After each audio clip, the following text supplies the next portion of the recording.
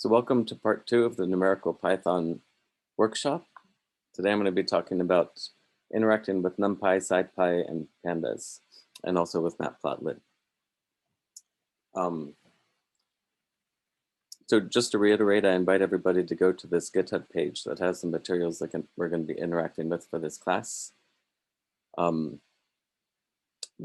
key point at the moment is to scroll down and to look at the README. I've included 2 links. The first one, for those of you who are participants from UCLA, you can click on the Launch into Jupyter Hub. This will launch you into a separate page, which it will require you to use your UCLA authentication in order to log in, but then it will automatically clone the files from this repository into your Jupyter Hub account. You're in your own isolated environment on this Jupyter Hub. I'm going to click on this to show you what happens. It's probably going to skip me right past the authentication. But then it should launch you into a repository. Let me see. So I'm going to coordinate a couple things on the back end. It should automatically clone the files from the repository into your account, and then launch you right into the directory that we're going to be interacting with.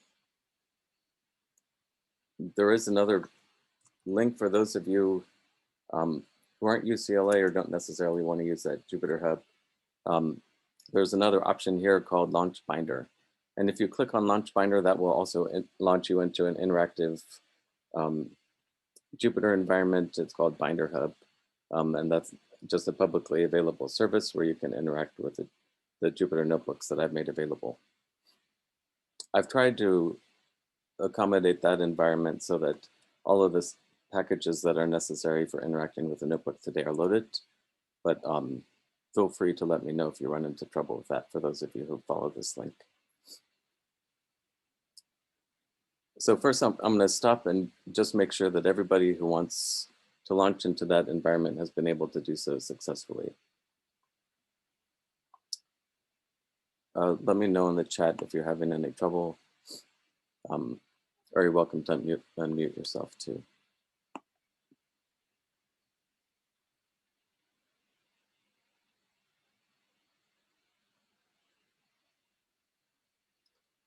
Okay, good. It seems like people are successful. So for those of you who aren't familiar with Jupyter, the Jupyter environment is intended to be an interactive environment for computing. The first 3 languages that it was kind of came from were Julia, Python, and R, which is where you get the name for Jupyter. What we're going to be executing today is Python, so the notebooks that we open, when you run an interactive cell, you'll be executing Python code. These notebooks are intended to be kind of computational narratives, so there's going to be text that's intermingled with the code cells. The first notebook that we're going to open, and then I'm going to show you, is this one called 01-numpy-scipy. For those of you who are following along, you can just click on the file name and that will open up the notebook in your web browser. Once you open up that notebook, you should see Numerical Programming with Python Part 2 rendered on your screen. The basic things that you have to know about executing the notebook, you'll see here in any cell that I click on and select, there's a bounding box. This is what I called the cell. The ones that look like HTML code are markdown cells. If I scroll down just to show you this example, anything which has kind of this bounding box with a gray background and the in, or in some cases the out, this will be a code cell. And anything that I type into this can be Python code. In order to run a code cell, you type Shift and Enter at the same time. That will execute the cell. Or you can come up to the top menu bar. There's an icon that's called Run. You can click on that and that will also run the cell. Or you can come up to this cell menu and that will give you a variety of different options for running cells. that's essentially all that you have to know as far as running cells. When I'm talking about the notebook, you will want to make sure that you execute everything from top to bottom because the variable states are saved in between the execution of cells. So if you notice something that's a little different from what I'm doing, you might want to go back up to the top and just execute all the cells down to the point at which I am. All right, so I think that kind of establishes us on the ground level for everybody. If anybody has questions as we're getting started, feel free to let me know. So again, this morning, we're going to be talking about Numpy, Scipy, and Pandas, as well as matplotlib. To start, I'm just going to talk about something that I was talking about at the end of last week's class. So for those of you who weren't there, last week was intended to be kind of an introduction to Python in general. So introducing some of the basic syntax for Python and some of the basic functionality that you need to know in order to interact with Python. One of the key things was writing functions and executing functions. So last week, the example that I showed was just a simple example of computing your balance if you invest a certain amount of principal and say it has a certain interest rate and you make certain annual contributions to the investment. This is a simple formula that I showed and worked with last time. Just as far as you're computing your balance after a certain number of years, which is y, depending on the principal, the interest rate, and the annual contribution.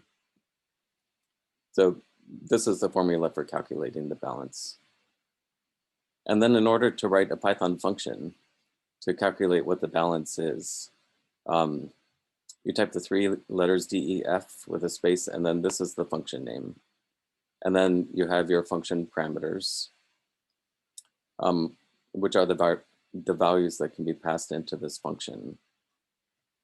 And in that sense, it behaves like a mathematical function. So you have kind of your independent variables.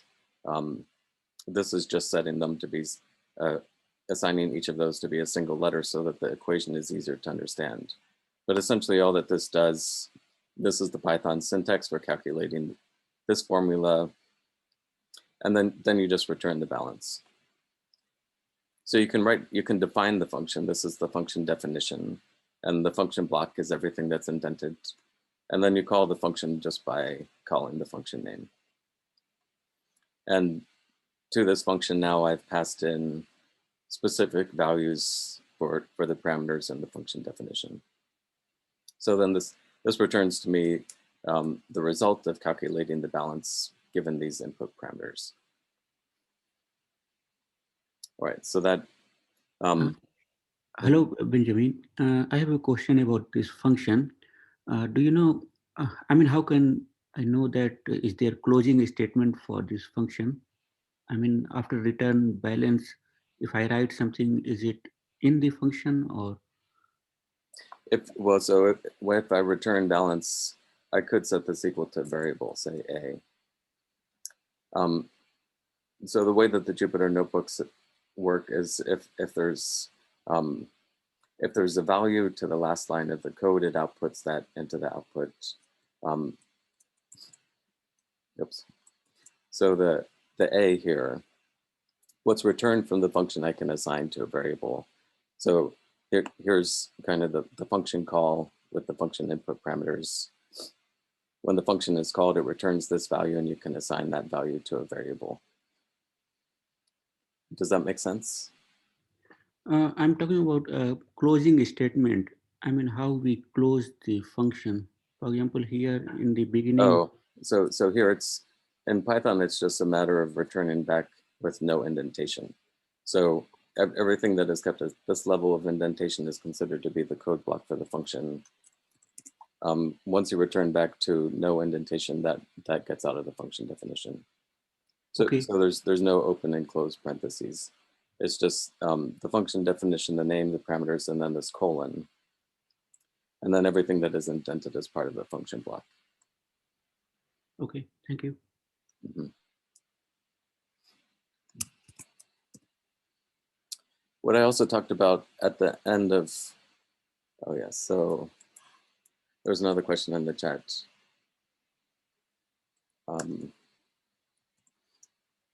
So Sarah, please go to that GitHub page that I pasted to you in the chat, and then scroll down to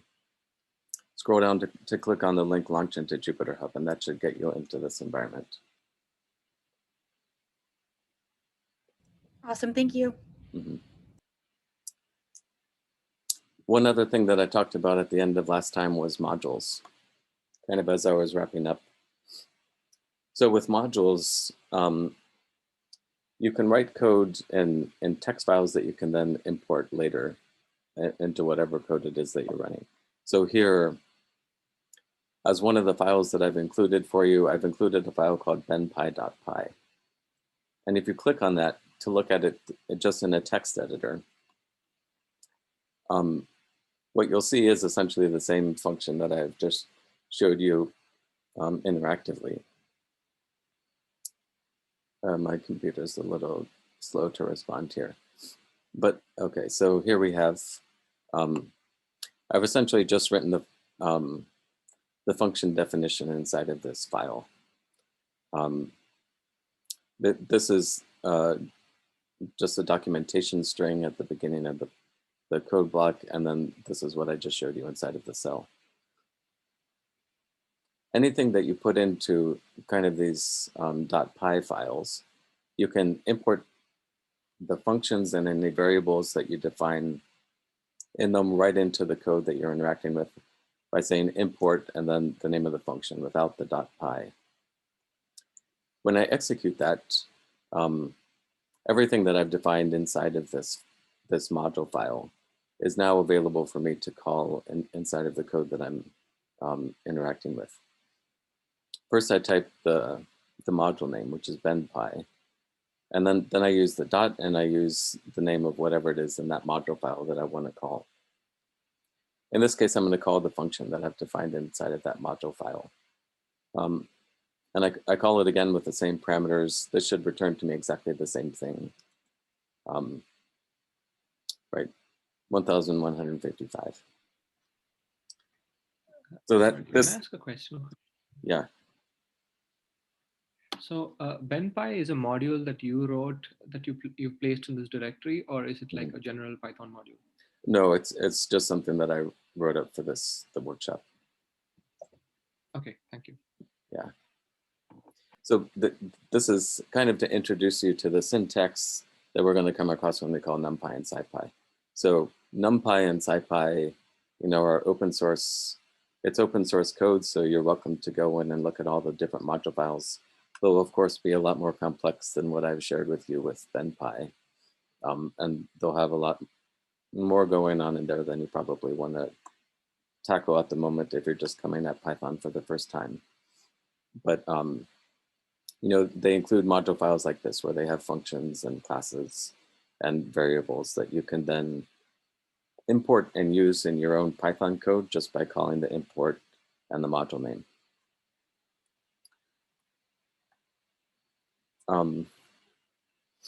Kind of as one final bit of setup, when we're doing, say, numerical analysis, say we might want to look at time series, or we might want to plot the dependence of, say, a dependent variable on an independent variable. You want to plot y versus x or something like this. We have this function, and it would be useful to know how the balance, say, varies as you vary the interest rate or the principal or the amount that you contribute. So say I set the principal and the year of the balance we're calculating and the contribution to be the same, but I want to look at the dependence on the interest rate. So I'm going to define a Python list, which has a number of different rates, say that I want to calculate the balance for. And then to look at the balance after 1 year for all of these different interest rates, this defines an empty list, which is where I'm going to put all of my balances which correspond to these rates. For I and rates, we'll loop over every element of the list. the code block for the for loop is everything that's indented after the for statement.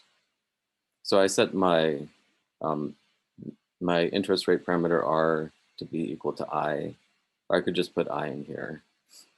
And then to the list that I've called balance, I append the return value from calling this function from the module. And then I print it out when I've calculated all of the balances.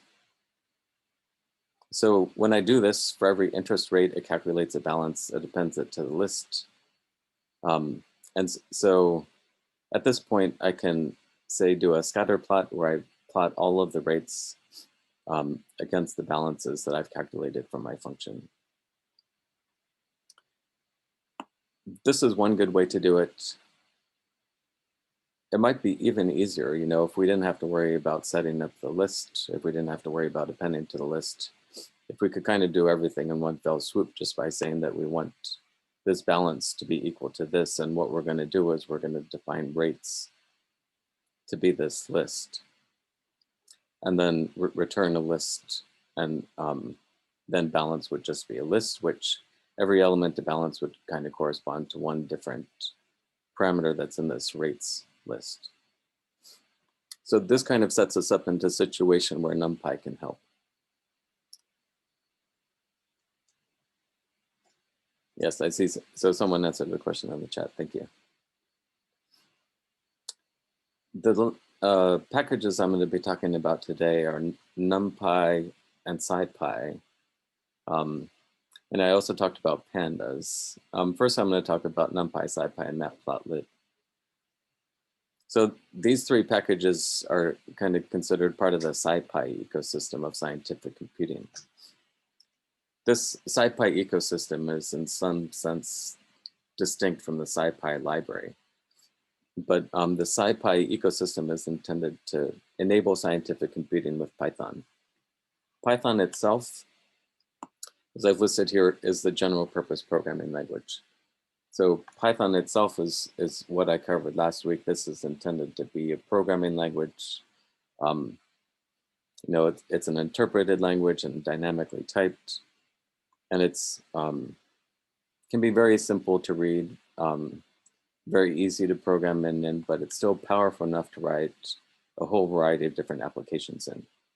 Python itself is the programming language. Numpy, Scipy, and Matplotlib are all packages which contain Python code. And then you import them similarly to what I showed up here with the import benpy.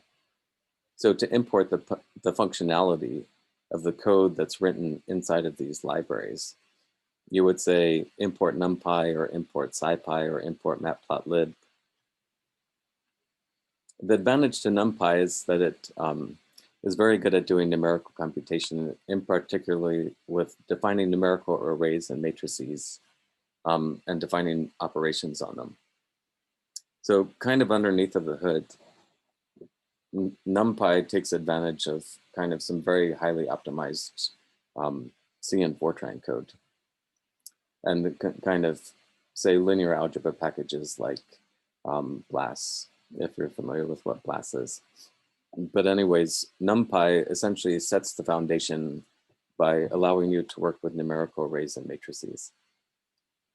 Scipy then is a whole collection of numerical algorithms that kind of is intended to work alongside of Numpy. Scipy, if you're familiar with MATLAB, in MATLAB, say you have domain-specific toolboxes that you can use along with using MATLAB. Scipy is kind of like your toolbox library for working alongside of Python. Numpy, Scipy, and Matplotlib were all kind of intended to bring Python up to give you a lot of the same kind of power and functionality that MATLAB has. In Scipy, I'll talk a little bit more about the packages later, but it includes a whole range of things: linear algebra, FFTs, signal processing, and statistics, and a whole range of numerical algorithms. Matplotlib then is is intended to be the plotting package. So matplotlib is what you use to generate graphics, and it's intended to give you kind of publication quality graphics, as well as very low level control over the plots that you're generating. Pandas, the fourth library that I'll be talking about, is something that's used very widely now in data science. The data manipulation can be greatly facilitated with Pandas. Pandas itself is built on top of Numpy, so it utilizes the fast array processing capabilities in Numpy, and then its graphing capabilities are built on top of matplotlib. So with these packages, you kind of get a whole ecosystem of tools that are gradually getting built on top of each other and using the functionality. Numpy is kind of takes advantage of very low level things so that it can give you very high performance. So in terms of performance and in how you might work with these arrays, I'm going to go back to this case looking at calculating the balance with the interest rate. So this cell, if I execute it, if I run it, just for those of you who joined late, you can run a cell with Shift and Enter, or you can come up and click on the Run button. If I execute these cells, all that this is doing is defining the variables. And then this is what I show where I loop over the rates list and calculate the balance for each of the rates, and then I generate a new list inside of the balance with the values that are returned from the function. So here is what I said, what we might like to do. Just include the list directly in the function call and then return a list. So we're going to work with Numpy. And the standard convention is when you import Numpy, you import it and you give it a little alias. So you don't have to type these 5 letters, you only type 2. This is just a nickname for Numpy. So you say import Numpy as NP, and then all of the functions inside of the Numpy library are now available for me to use. And I use them by saying np dot, and then the name of whatever functionality it is that I want to use. In this case, np.array is just going to define a Numpy array. One of the kind of basic things that I said that Numpy enables you to work with. In this case, it's just a one-dimensional, it's like a vector. So I initialize it with a list of values in between the parentheses, and I assign it to this variable called rates np. So this is my Numpy version of the rates list. Oh, I didn't execute the cell. So if I type rates np just on a line by itself inside of this Jupyter notebook, it's going to print back out what that variable actually is.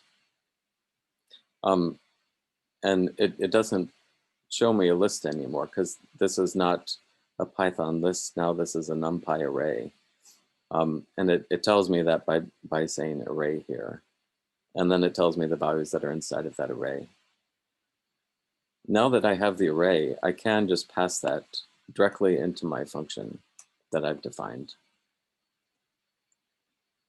And then I execute this cell. This actually calls the function with the Numpy array in it and returns the balance NP. And now I look at what balance NP is by executing this cell. So by calling the function now, I've gotten back another Numpy array. And inside of this Numpy array are all of the values which match with calculating this function for each of the rates which are inside of this array. It's probably not noticeable with just 10 values exactly how this makes things more efficient. But this is something which is called vectorizing your code.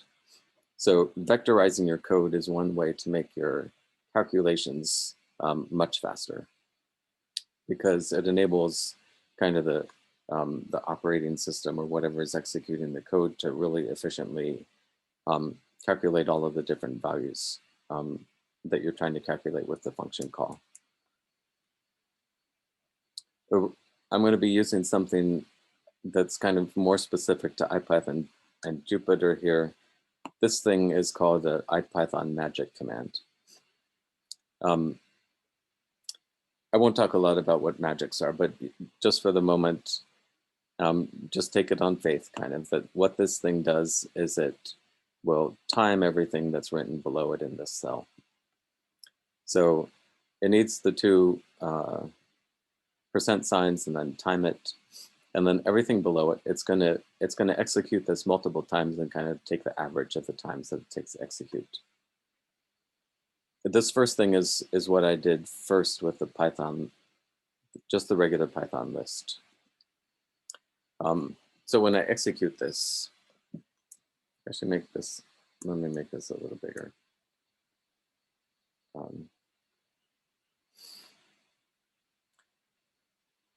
So what happens is it executes this, it does 100,000 loops of this, and then it calculates the mean and the standard deviation. You can look more at kind of the documentation for time it if you want. But this gives you a sense of kind of what the average execution time is for executing this particular bit of code, which is on the order of 7 microseconds. I can do the same thing now for the Numpy array case instead of with the list. So with the Numpy array, this only has about 10 elements in it. It's a 10 element Numpy array. It puts back a 10 element Numpy array for balance.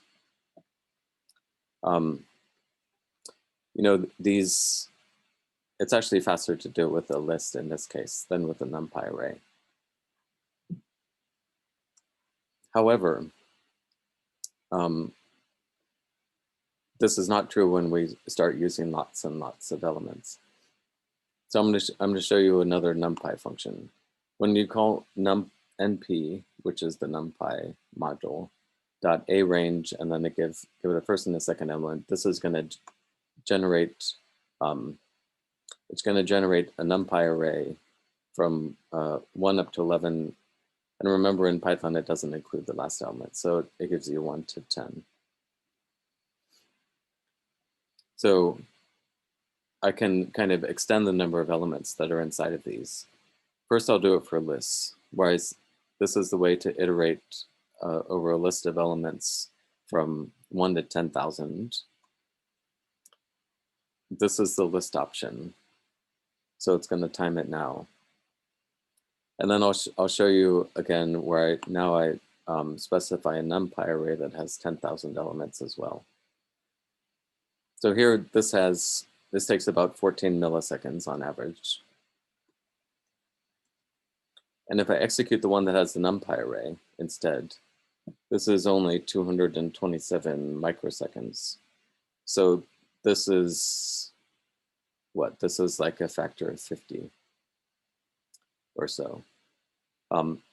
So once you get into, in your numerical computing, you might be doing computations which take a certain amount of time, sometimes a very significant amount of time. And you want to do computations on lots of different elements. If you can vectorize your computations this way, where you enable your function to essentially operate on an entire list of things at once, or in this case, an entire NumPy array of things at once, this then can start to get highly optimized so that the running time is much faster if you do the vectorized computation. So this sets us up now for why NumPy is a very useful thing to use, because it can enable you to get away more from the for loops and do vectorized computations, which are much more efficient and faster to run. What I'm going to jump into now is kind of just introducing you to the basic syntax. So I've introduced some motivating examples, but kind of how do we interact with these things, if you actually want to write this computer code yourself. So there's a question, if you make P in a NumPy array also, will it iterate over all values of P and rate? That's a good question. I'm not exactly sure. I think the thing to do is simply to test it out to see. For the moment, I'm going to go on, but that might be something that we can come back at the end and just test it out to see what happens. So here's my Numpy array, my simple 10 element one. This was just a one-dimensional array. You can also make two-dimensional arrays. So with two-dimensional arrays, you have nested lists. So here is the first column. Kind of here's the outer list. The first list inside of this list gets to be the first row of the matrix. This is the second row. And then the first column will be 1 and 3, and the second column will be 2 and 4. And then I've just defined two by 2 matrices here. So when I execute this, I'm going to execute just A by itself, so you see it in the kind of a little cleaner format.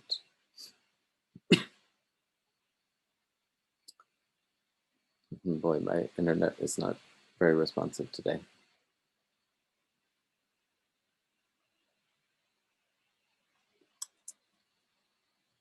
Let's see.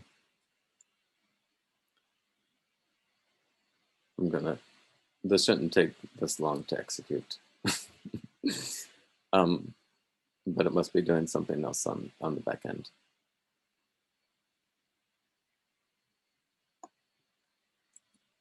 Okay, here we go. So here's A and here's B. So you can kind of see it more cleanly in what you might, write on a piece of paper to be like a matrix. So this is your first row and your second row, your first column and your second column. And the Python syntax for interacting with these elements now, they're Numpy arrays. When you use mathematical operators like plus, minus, divide, and multiply, these now are kind of these specific mathematical operators applied to Numpy arrays. So, there's a certain functionality that comes with the fact that the operands are Numpy arrays. But the way that these work are just element-wise addition. So you add each of the individual elements together to get the result, just like how you would do with regular matrices. With divide, it's an element-wise divide. So you have 1 divided by -4 will give you -1/4.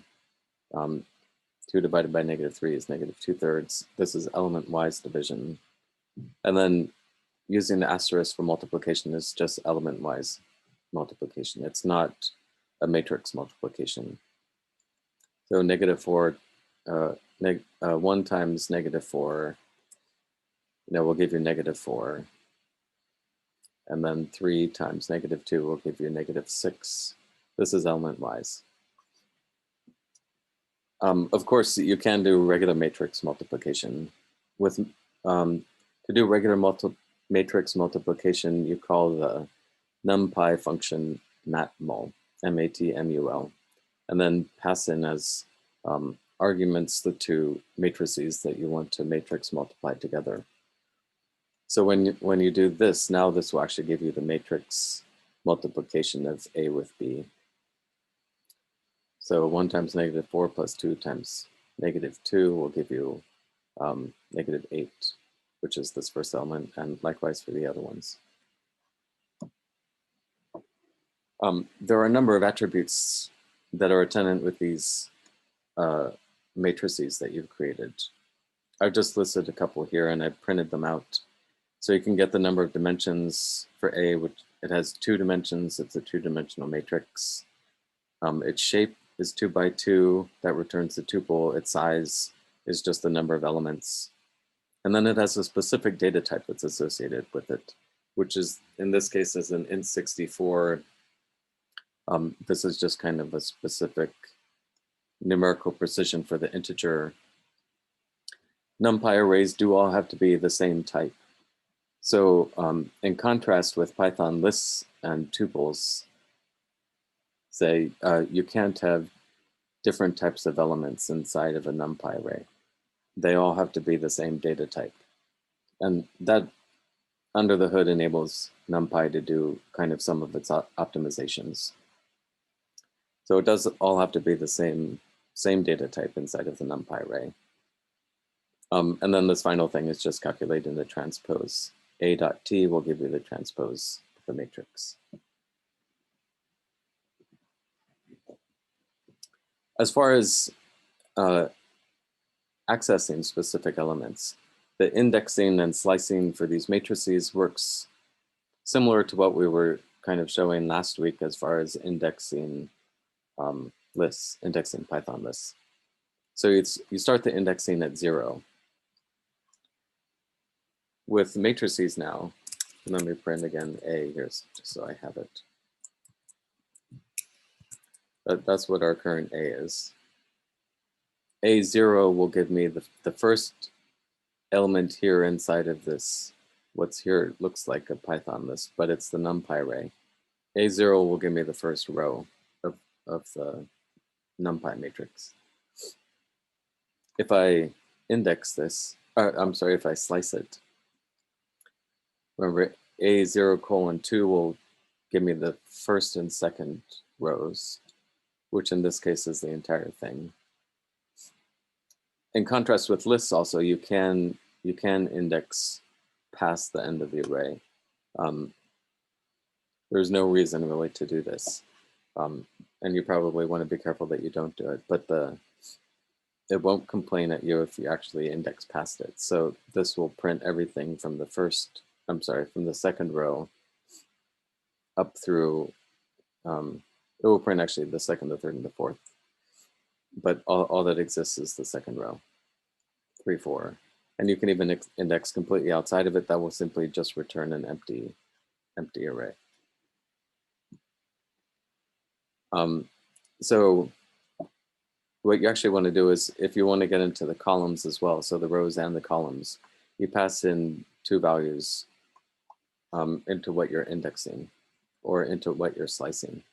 So here I've passed in a slice for the first for the rows, and I want to get the 0 column. So this returns the 0th row and stops at the first row. So it only returns the first row, and it returns to me the first column of the first row, which is 1 here.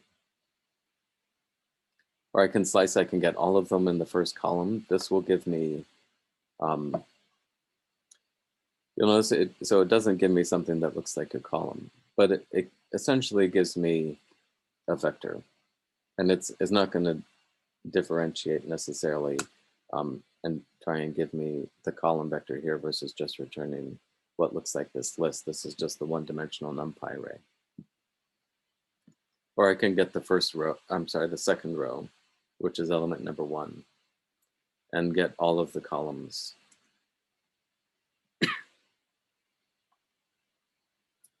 And finally, it can be important to know that you can apply, say, some kind of Boolean mask to what it is that you want to get from the array. So say that you only want to get the elements of the array which are greater than 2. This is our logical condition, and I'm using the Numpy. I'm using the Numpy array here as an element in this conditional. What this returns to me is another Numpy array which has true and false at each element of this array, and it is true or false depending on whether that kind of individual element is greater than or less than 2. So if I pass this in as my index to A, what it will return is everything that's true, and it will leave out everything that's false. So this is the way of applying the mask to the array. So it returns 3 and 4 because those are the only elements in A which are greater than 2. And it returns it to me again as a one-dimensional array. So this is just to show you another conditional. You can have kind of conditional logic in here. This is returning to me the elements whose modulus, whose mod 2 is equal to 0. So it returns to me 2 and 4.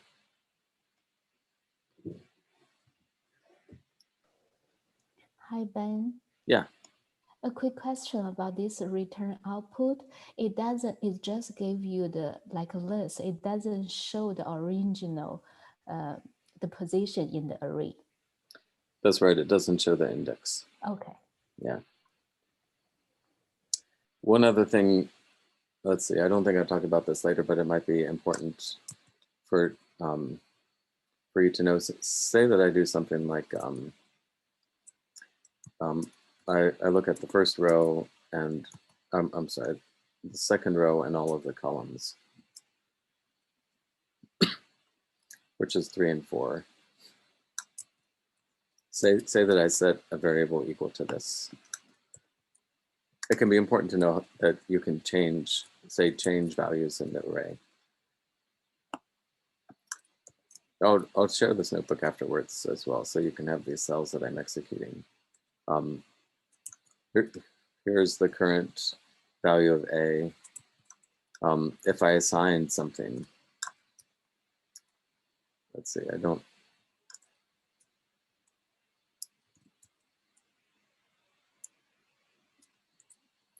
So it's not going to complain at me, and we'll come to why it doesn't complain to me about that.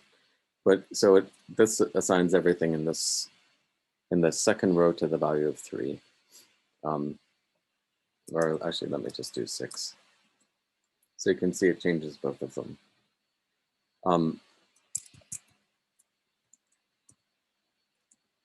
Interestingly, it also changed what's in B.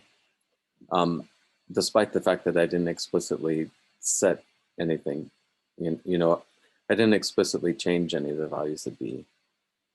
And that's because when you return something like this, which is indexed and sliced, it's only returning a view of the underlying NumPy array. It's not actually returning to you what's called a deep copy of it. So since it's only returning a view, what you change in A is also visible in B and vice versa, because you're only dealing with references to the data.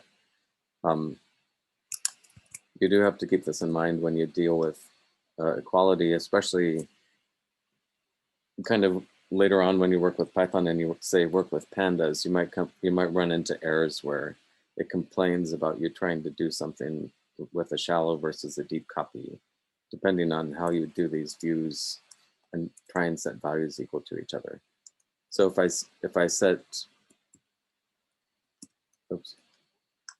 I explicitly set B, the first element to B to 7,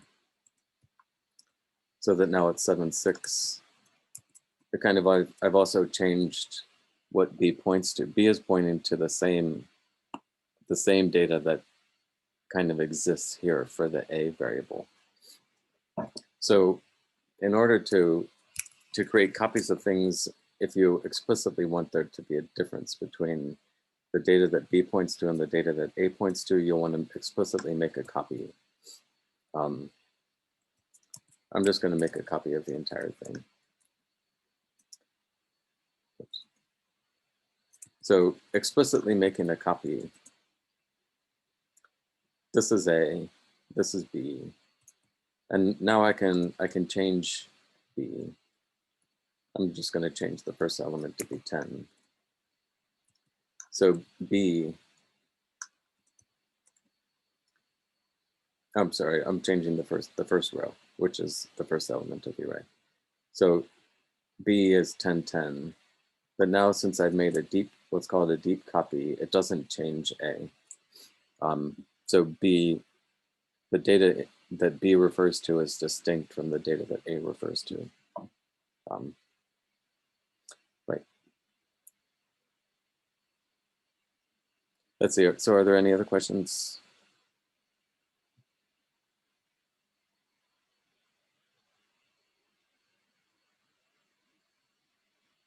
Okay.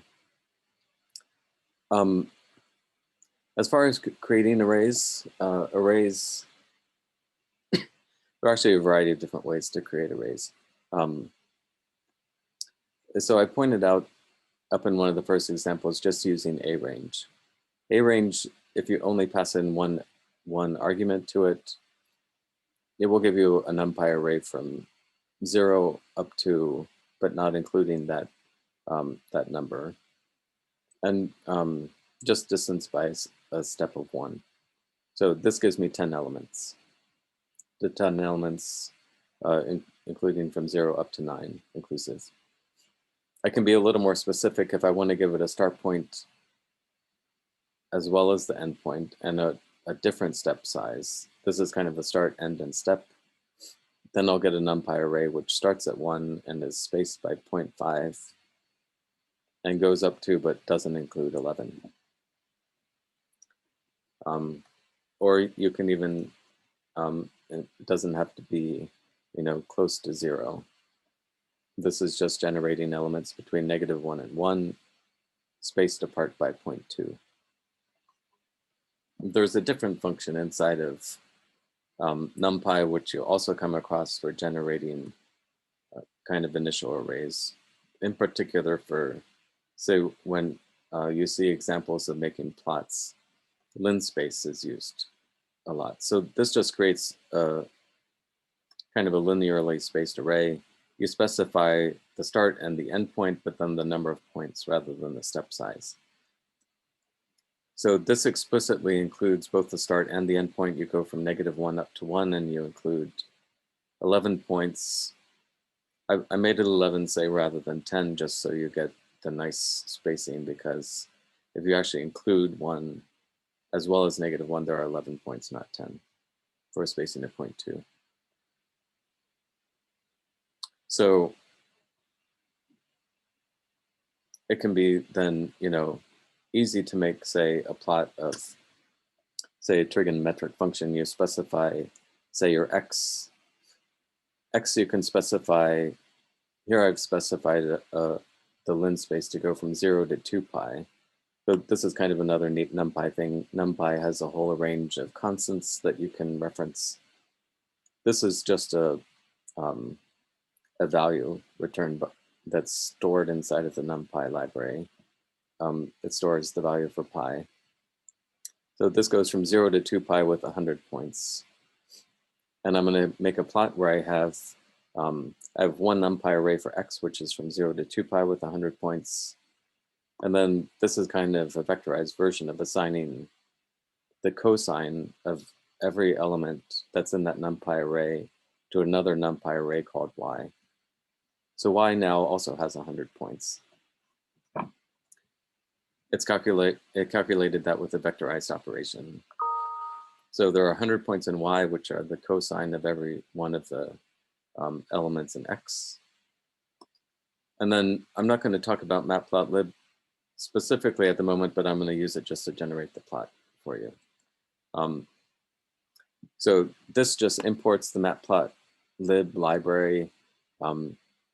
It imports a specific submodule from that, and it calls, it just uses a nickname of PLT to refer to that. And then in order to generate the plot, all I have to do is put in that alias, and then I use the plot function from that. And I pass in the X array, the Y array, and then this specifies it to be red circles. So this shows me that kind of discrete cosine plot.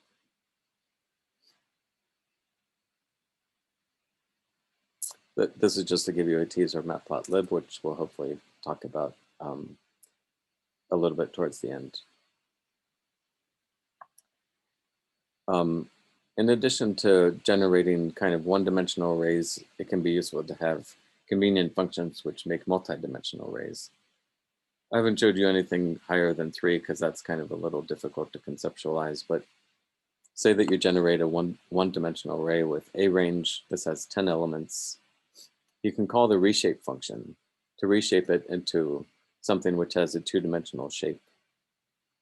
So this now has 2 rows and 5 columns. Or you can reshape it again if you want to.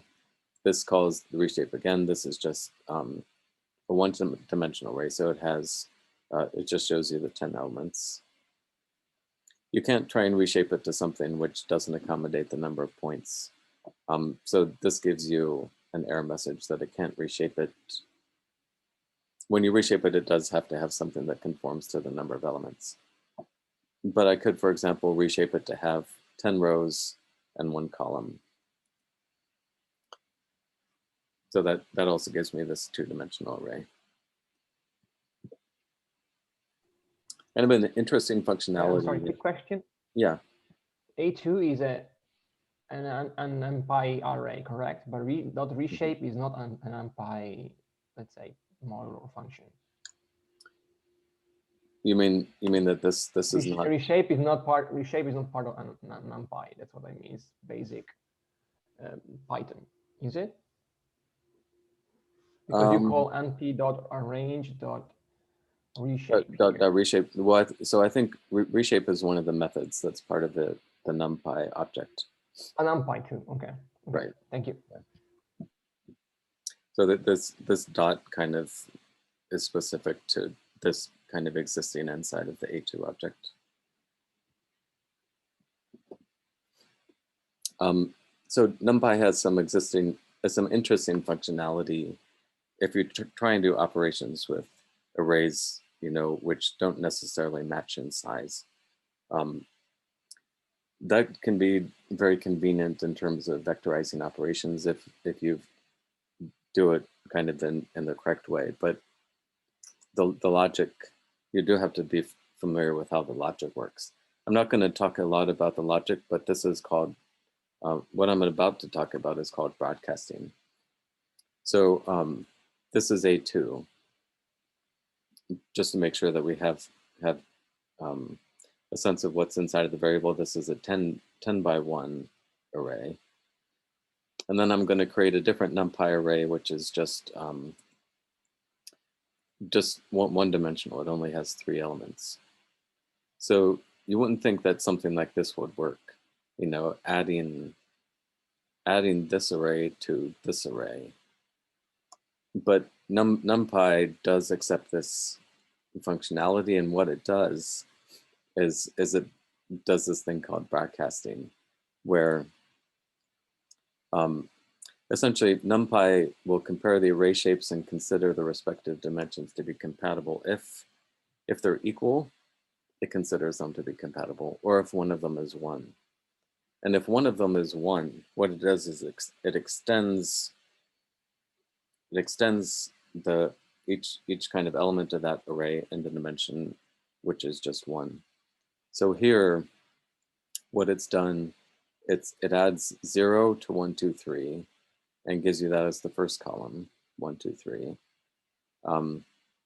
Then it extends 1, so you get 1, 1, 1 added to 1, 2, 3, which is extended in the other direction. So 1, 2, 3 plus 1 gives you the 2, 3, 4. 1, 2, 3 plus the 2 gives you the 3, 4, 5. And it does that so you get 10 rows by 3 columns. So this is an example of how the broadcasting works. And it can work with higher dimensional arrays rather than just 1-dimensional ones. Here I have A3 is a 2 by 3 matrix. B3 is just has 1 row to it. So if I multiply these together, I invite you to try and think about what's going to happen. When you execute this, what happens is it realizes that it can extend this array in kind of the row direction. So I have 3 times 1 is 3, 4 times 2 is 8, 5 times 3 is 15. But then I also have 6 times 1 is 6, 7 and 2 is 14, and 8 and 3 is 24. So it's extended this and then done the element-wise multiplication. So this can be convenient when doing operations with matrices. Just to introduce you to this, you might come across it some more. The very kind of easy and intuitive example is just dealing with scalars, which is like a 1 by 1 array. So with scalars, right, you have your 1 by 1. So every dimension of a scalar is 1. It's compatible with any array. And then the scalar is just sized up to the array that it's interacting with. When you multiply it, each element of the array gets multiplied by the scalar, or if you do addition or subtraction, each element of the array is added or subtracted from the constant. So this gives you 2 times every element plus 1. This is kind of a simple example of broadcasting, but then Numpy extends it to kind of higher dimensional arrays.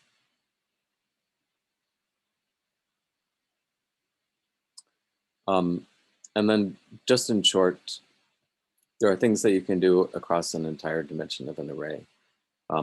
If you call this method sum, this will calculate the sum of all of the elements.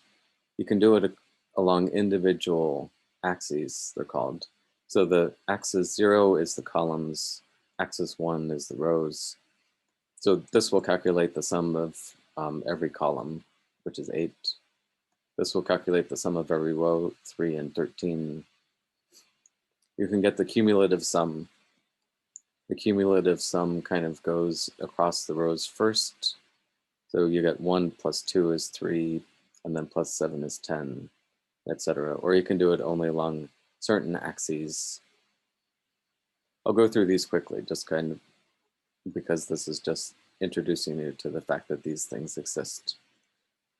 You can get the min of the entire array, or the min, say, only along the columns, or you can get the max. This is the max of all the elements, and this is the max along the rows. Max along the rows, 2 and 7. 2 and 7. All right, so now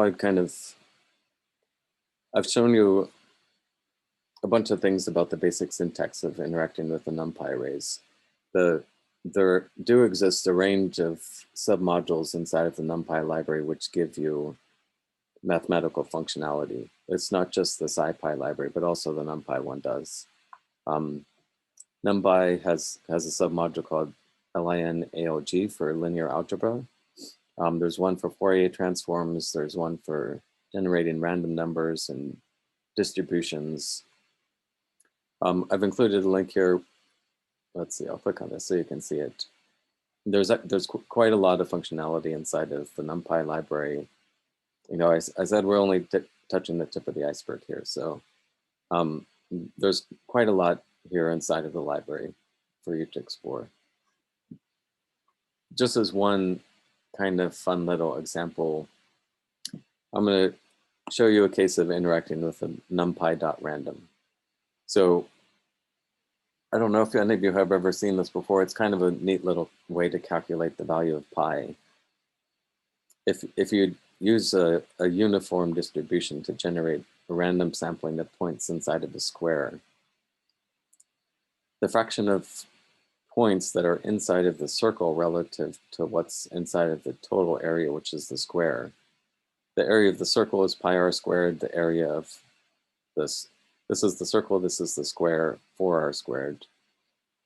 So if you generate a uniform distribution of points inside of the square, the number inside versus the total will give you, the r squared cancels out. So you can calculate the value of pi by multiplying 4 times the fraction to get inside the circle. So this is by way of just an example for using the random submodule. So I have np.random and then dot something else, which is, this generates a point from a uniform distribution between 0 and 1. So if I execute this, it just generates a random point between 0 and 1. If you include a third element, this will generate a Numpy array of 1,000 elements taken from a uniform distribution between 0 and 1. So this is how I'm going to get my random sampling of points in the square. I'm going to say one end is 0, 0, one end is 1, 1. It goes from 0 to 1 on one side and 0 to 1 on the other. So I have my x points, I have my y points, and then since it's going from 0 to 1, the circle is centered at a half.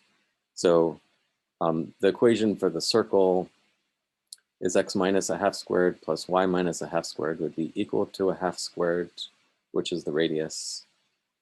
All the points that are less than a half squared are those that are on the interior of the circle. So this generates 3 NumPy arrays.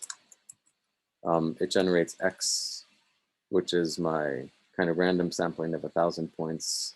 It generates another random sampling of 1,000 points in y. And then for each of those, the in circle is just now a NumPy array of true false values. There are 1,000 of them, and it tells you whether this point in 2-dimensional space is interior to the circle or not. So I can call this function called unique. Unique if you pass in the NumPy array and you include this additional argument to set the parameter return counts to true. That means it returns the counts. What it tells me is all of the values, all of the unique values inside of this array, and then the counts of each of those unique values. So there are 215 false values, 785 true. I'm going through this relatively quickly, but this is just an example of the functionality for NumPy. Since it returns 2 values, I can return it to 2 values when I assign it to variables. This is the interesting Python syntax. So in counts now has the number of false values and the number of true values. And my estimate for pi is just the number of true values, which is this in counts 1, this one, divided by the total, which is I generated 1,000 random points, and I multiply it by 4. This gives me my estimate for pi. Oh, hey, it's right on. Normal, you know, it's not necessarily going to be right on because it's just a random sampling. In order to show you what happens with a different number of points, I put all of this code, I just encapsulated inside of this function. So this is generating the 3 arrays. This allows you to get the unique values, which are true, false, and to get the count of each of them. And then to estimate pi, you do 4 times the number of trues divided by the total, which is our input parameter. And then I print that estimated value. So for here, I'm going to call it with 100 instead of 1,000. So in this case, I estimate pi to be 3.04. And here are my arrays. You see, it didn't take long at all for this to calculate. And then, so we'll talk shortly about matplotlib. This shows you all the generated points. So I'd invite you to come back to this code after we talk about the matplotlib syntax for generating plots. So this prints out the value for pi, and it shows you the randomly generated points which are inside of it, just for you to think around with. I'm going to talk relatively briefly about Scipy, because if you come to the workshop next week, I'm going to be talking a little bit more about Scipy. Scipy is intended, well, as I've written here, it's intended to be the core package for scientific routines in Python. And kind of NumPy and Scipy go hand in hand, working towards numerical computing and data analysis with Python. So there are a lot of submodules available in Scipy, which is, I mentioned at the beginning that Scipy has lots of numerical algorithms. These are kind of the core numerical algorithms. Here's one for the Fourier transform, integration. There's linear algebra, working with images, optimization, working with matrices, statistics. I'll kind of show 2 cute examples here just to introduce you to the syntax of working with a library, and then we might talk a little bit more about the Scipy library next week. So like I said, that they go hand in, Scipy and Numpy go hand in hand. What I'm going to do here, I'm going to generate another Numpy array using the linspace function. The array is going to go from 0 to 2π with 10 points. And then to that, well, I'm going to calculate the cosine of all of those 10 elements, and then I'm going to add noise to it, just so that it's not a clean, it won't look like a clean scatter plot when I generate it. It will look close to cosine, but not exactly. And then this just uses the random, this generates 10 random points. And it is just a way to specify the noise to add to this function. And then this is the matplotlib function for plotting x versus y as red circles. So these are the 10 points from 0 up to 2π. This is the cosine function. You can visualize it in some sense. But it's not exactly a cosine function. What you might want to do, say, when you're doing numerical analysis is you want to interpolate values between these points. And since you don't have a specific value of the function at every point, you might want to say, you might want to estimate what the value is between the points. So that's interpolation. So Scipy has functionality for calculating interpolation. It's in this interpolate submodule. So from this syntax here is just from this module, which has this submodule, I import this particular function. So now I can just I can refer to that function name just with this name rather than putting the scipy.interpolate.interp1d. But this is the function from the Scipy library. And to that, I pass in the Numpy arrays x and y. And then all this is doing is I generate a new Numpy array for x, and then for the y one. Now I'm not calculating cosine of this.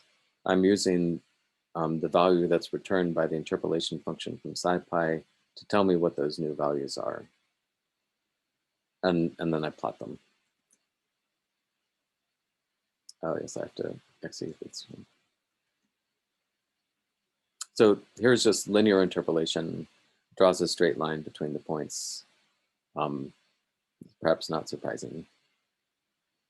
But it does give me a way to estimate, say, the values in between these points. So now I've taken 10 points here. I've taken 10 points, but I can interpolate the function at any of the points between these. So when I generated the array here, I used an array that was 100 points. And for each of those 100 points, I could calculate what the new y is by using the linearly interpolated function. And you can do it cubic simply by changing kind to cubic in the interpolation function. This will give you a cubic interpolation rather than linear. So this is one example of using the Scipy library for interpolation. Pretty straightforward. And then just as a second cute example to show you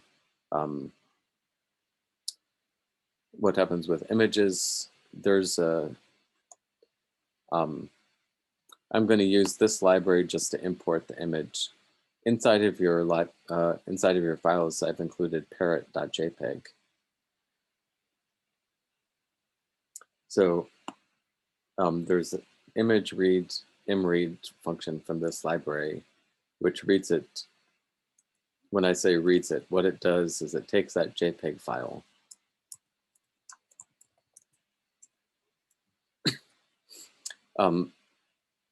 and what it gives me is actually a three-dimensional array, a three-dimensional NumPy array called parrot.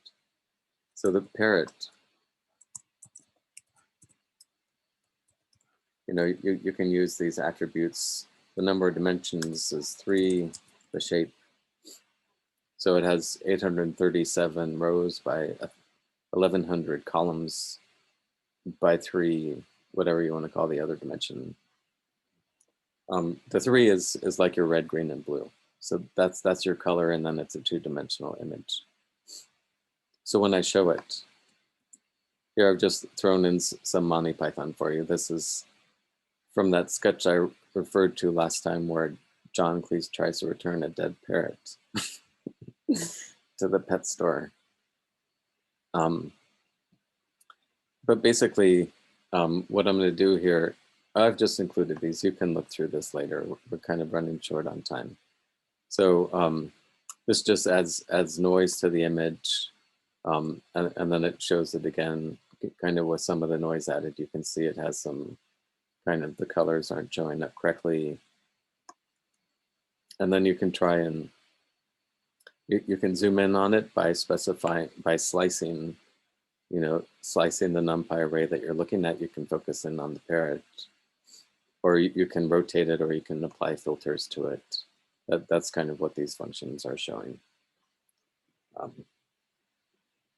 Just to show you that Scipy will allow you to do image processing kind of as one of the more showy examples of Scipy's capabilities. So here I've rotated the image by 90 degrees and zoomed in on the parrot. So I've gotten to the end of my NumPy and Scipy introduction. Or I'll pause here and ask if there are any questions.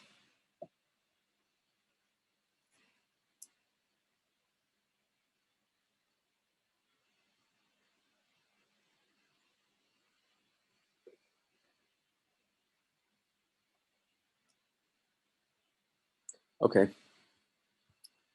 So I'm gonna close and halt this.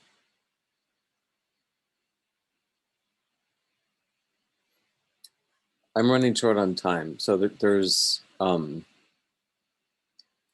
are 2 other notebooks in here. One is for Matplotlib, which kind of goes through some of the basics of graphing, and one is on Pandas. So working with the Pandas library. Since Pandas is what I advertised for the course, I'm going to skip ahead to the Pandas.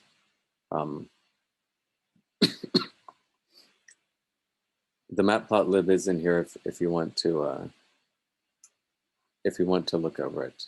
I'm going to spend kind of the last 12 minutes or so talking about the Pandas just a little more.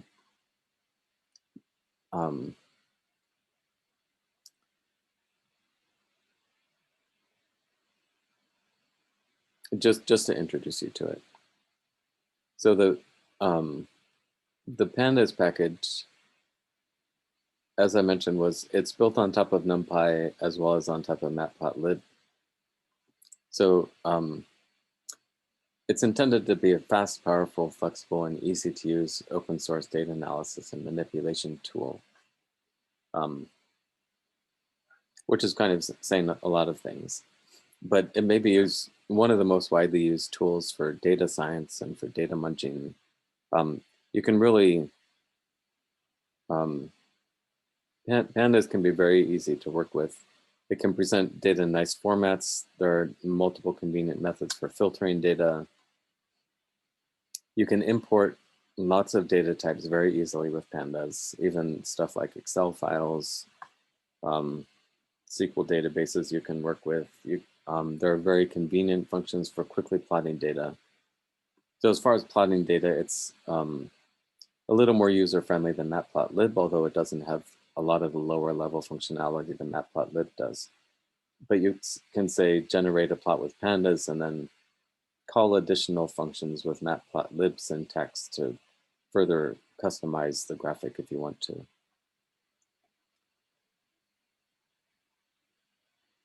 The basic, or I should say, one of the basic things that you interact with when you interact with Pandas isn't a NumPy array or NumPy matrix. It's called a data frame.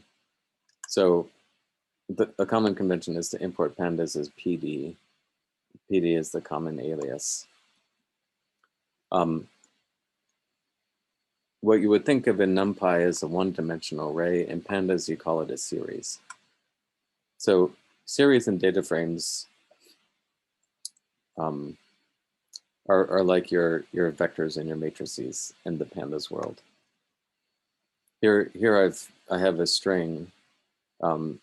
This is my series. This is the index from 0 to 5. So there are 6 elements. And then these are strings. These are just the titles of the Monty Python movies that were, or I guess what Monty Python showed in cinemas. You can index them just like you would with NumPy arrays. You index them with the index and with the colon separating from the start up to the end, but not including the end. You'll see it also prints out the data type. So strings are considered Python objects here.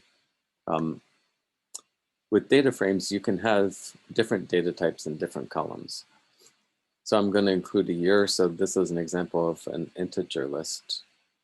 I'm going to include something else which has, these are numbers, but as strings, and include none is like the Python null value.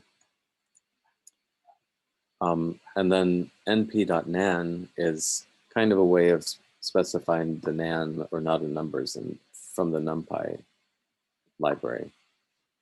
So these are larger integers in one nan.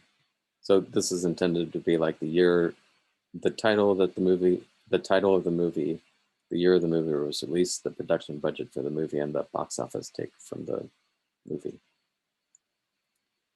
And then how you create the data frame in Pandas is you call the data frame function. And then here I'm passing it as a dictionary, a Python dictionary. This is the dictionary.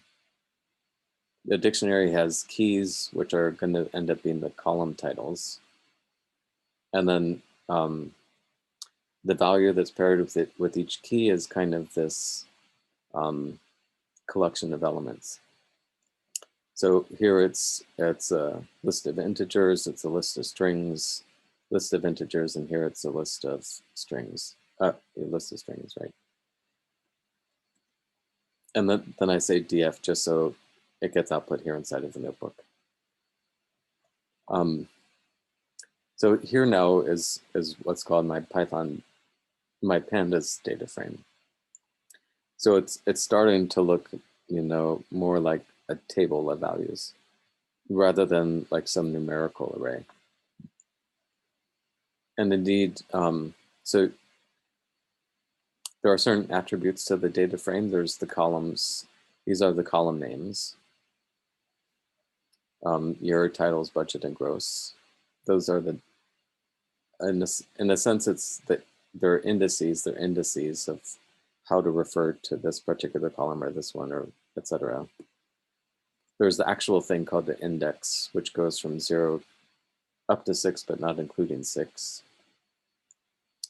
There's the data types, as I mentioned. So Pandas will try and automatically infer what the data type is by what you use when you're creating it. So this it considers an integer. This is string, so it's called an object here for the data type. These are also strings, and these are floats. So it interpreted them as floats, float 64. And so instead of, with NumPy, you might refer to this, say, as the 0, 1, 2, and 3 column, or different rows. Here you can index data frames by column title.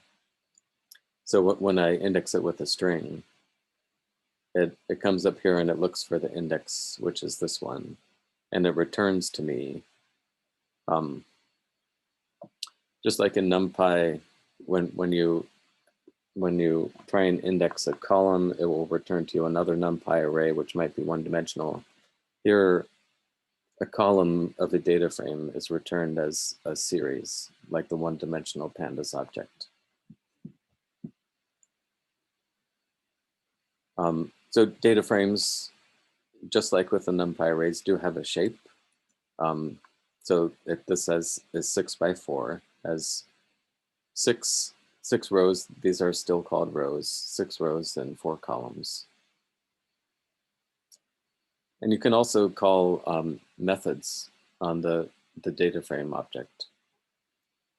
So if you call the info method, this will return information about the data frame. First, so this tells you that it's an object from this class, the data frame class. For each of the columns, it tells you how many are null, which can be useful if you're dealing with very large data frames. You can see if there are any null elements that you have to kind of accommodate or figure out how to deal with them. It tells you what type of data type it is. Tells you what type of data types are in the data frame as a whole, and it tells you actually how much memory usage you're using by storing this data frame.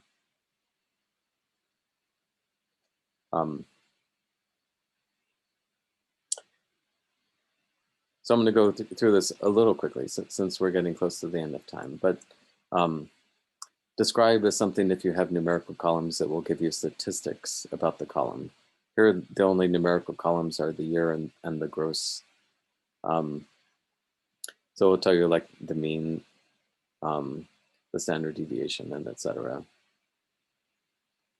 Since you have rows and columns, you can transpose the data frame if you want, where the rows then are, these are the kind of the row titles and the column titles. You can, if you have a really large data frame, you can use head and tail to only look at the first couple rows. Here our data frame isn't very large, but head will by default print out the first 5 rows of the data frame. Or you can pass in a number. Tail and 3 will pass in the last 3, will output the last 3 rows of the data frame. And you can sort data frames. Axis, again, just like with the Numpy arrays that we referred to, axis 1 is the rows, axis 0 is the columns. And then you can also specify ascending. If you, by default, ascending is equal to true. You can set it ascending to false if you want it to be sorted in reverse order. This will sort, so sort index by axis 1.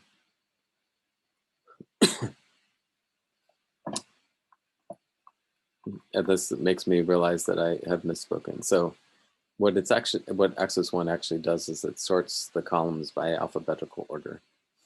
So Y is behind T, behind G, behind B. And axis 0 will sort the rows. Interesting. Or you can sort them by specific columns. Like if you want the rows to be listed by what grows the least or what grows the most, you can order them by this. It will always put the null values at the end. So even if you sort this in reverse order, the NaN will be at the end. So Monty Python's Life of Brian grossed worldwide about 20 million, and it's at the top.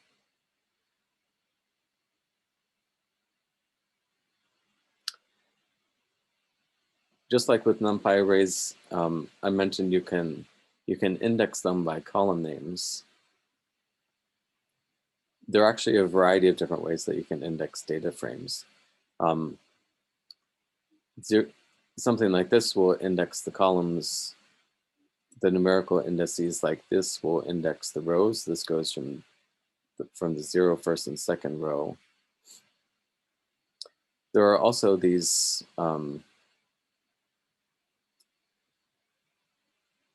loc, iloc, at, and iat, which I invite you to look them up later if you want. This might be a little confusing if I'm going through this fast. But loc is intended to be the location based on the specific index of the row or the index of the column. And